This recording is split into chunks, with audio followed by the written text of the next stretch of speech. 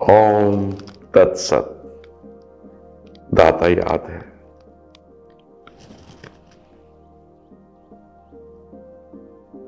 हम जीवन में कल्पना करते हैं कि कैसे जीवन मुक्ति हो। जो है आपके पास, जिसके लिए आप पल हर पल प्रतिपल कुछ ना कुछ संजोने की कामना रखते हैं, कुछ ना कुछ संजोने के लिए कर्म करते हैं, उसी जीवन से मुक्ति कैसे संभव है? कल्पना, ये इच्छा बुरी नहीं है, क्योंकि यही तो उद्देश्य है इस जीवन में आने का। एक जीव, एक आत्मा जो कि नश्वर नहीं है, अनश्वर है, शाश्वत है, वो भौतिक संसार में जो कि नश्वर है उसमें प्रवेश करती है देह रूप में, एक उद्देश्य के साथ कि कैसे जीवन मुक्ति हो। और फिर वही सब कंडीशनिंग सोसाइटी की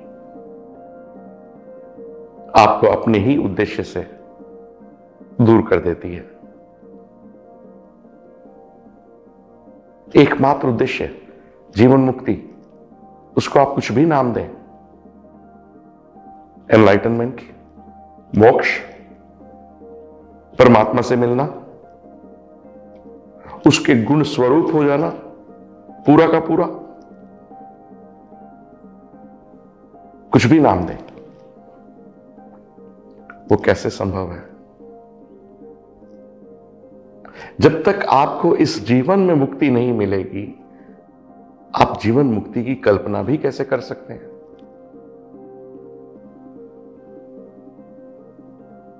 और जिस दिन, जिस समय, जिस मोमेंट पर, जिस क्षण आपको मुक्ति मिल जाएगी, जीवन मुक्ति का रास्ता खुद ब खुद खुल जाएगा। तो मुक्ति कैसे मिले? मैं आपको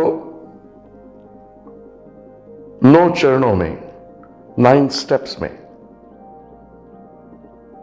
धीरे धीरे ये बताने की कोशिश करूंगा कि आप मुक्ति कैसे पा सकते हैं। एक्चुअली 9 स्टेप भी नहीं है, 9 स्टेप्स नहीं है, 9 चरण नहीं है, चरण एक ही है, लेकिन पहला चरण दूसरे को, दूसरा तीसरे को, और आखिर में आखिरी चरण 9वां खुद ब खुद होता चला जाएगा। तो पहला चरण क्या है? पहला चरण है निस्वार्थ कार्य, अकर्म, जो कर्म ना हो। आप करिए, जो आप कर रहे हैं बिल्कुल वैसा ही करिए, लेकिन सिर्फ कॉन्शियसनेस बदलिए। बॉडी कॉन्शियसनेस से सोल कॉन्शियसनेस के साथ वो ही कर्म करिए। अकर्म, परमात्मा की याद में, जिसमें किसी भी प्रकार के स्वार्थ, किसी भी प्रकार के फल की इच्छा ना हो। आप कर रहे हैं क्योंकि आप जीवन में हैं, आपको कर्म करना है, सुबह से शाम कर्म करने हैं, आप करिए, और बिल्कुल वैसा ही करिए जैसा करते हैं, सिर्फ अपनी सोच बदल लीजिए। अकर्म करिए, बिना किसी फल की आकांक्षा के, निस्वार्थ कार्य, निष्काम कर्म, व्यक्तिगत लाभ के लिए किए गए संस्कारों और कर्तव्यों को अस्वीकार करना। व्यक्तिगत कार्यों, व्यक्तिगत लाभ के लिए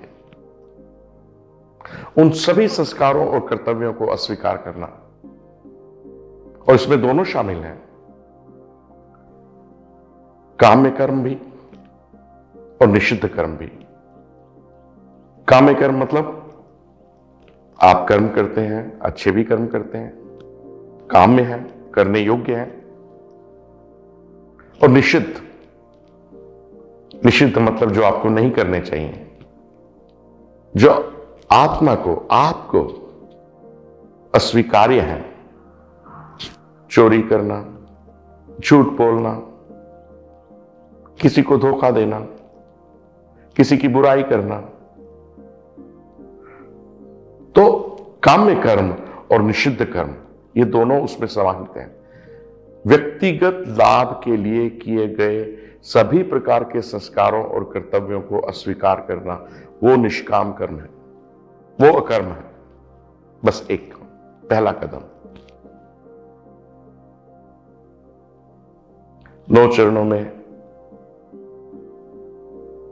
मुक्ति का रास्ता, और पहला चरण सबसे मुश्किल, लेकिन संभव।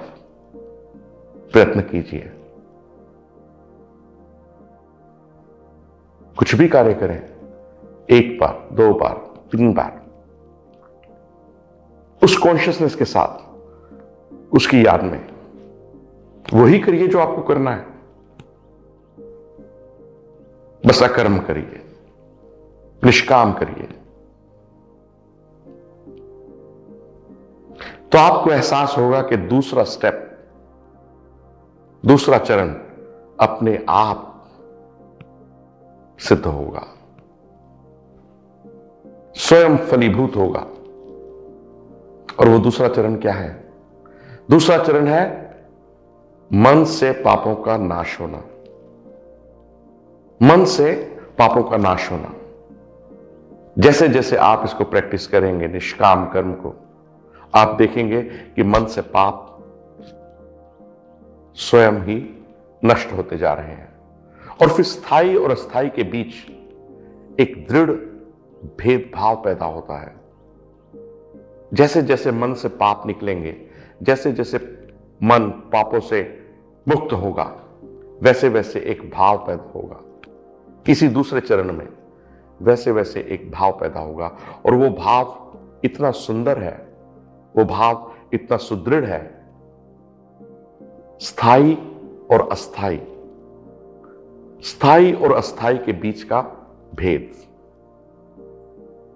कि क्या परमानेंट है, क्या टेम्परेरी है, और यह भाव जरूरी है।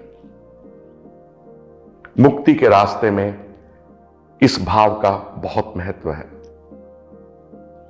इस बात की समझ होना, इस बात का ज्ञान होना, इस बात की नॉलेज होना, इस बात को अंदर से समझना कि क्या स्थायी है और क्या अस्थायी है। और यह तभी संभव है जब प्रथम चरण अच्छे से पूरा हो जाए। समय लगेगा, पर असंभव नहीं।